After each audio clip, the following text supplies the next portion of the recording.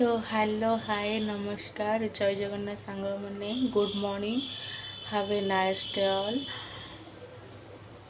तो आज पूरा लेट हो जाए जीवाई ऑफिस लेट भी नुहे 8टा 8:30 एतिक ही सबुदिन। देन आपण मैंने मो वीडियो केमी कौन लगुच कौन थी एत तो मुझे विषय जानी बस ट्राए करुच्ची कि हाँ समस्त भाया मु भी वीडियो बन पारि ताकि लोक मत भी पसंद करेंगे। सो ए तो टाइम है 8:30 तो मुझे बाहर के जाऊँगी आज आपण मानक बाट मंगल वीडियो करके देखेबी। तो से चलतु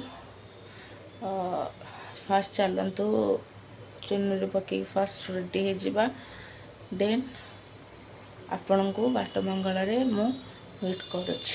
थैंक यू।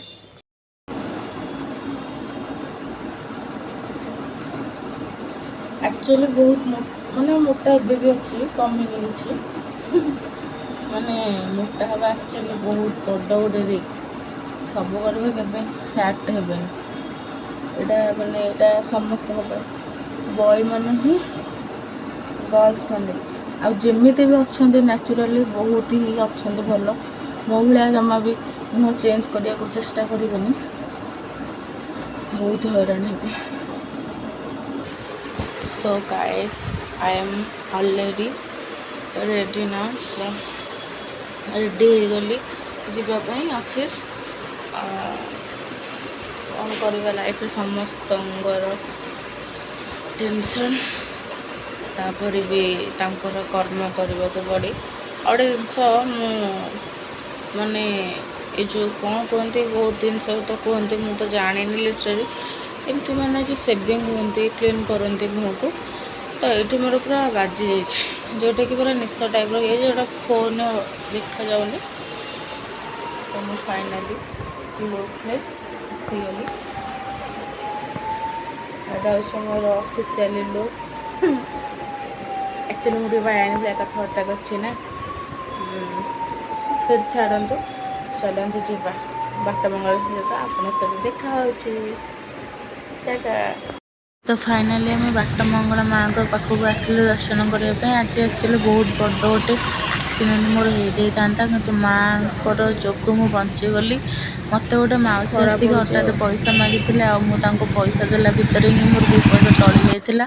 ये मौसी जमी भगवान मोपाई आसला मुझे जल्दी पलि आसला माँ को धन्यवाद। बाट मंगला आप जानते पूरी बाट मंगला तो माँ को दर्शन सकाल गले बहुत बढ़िया।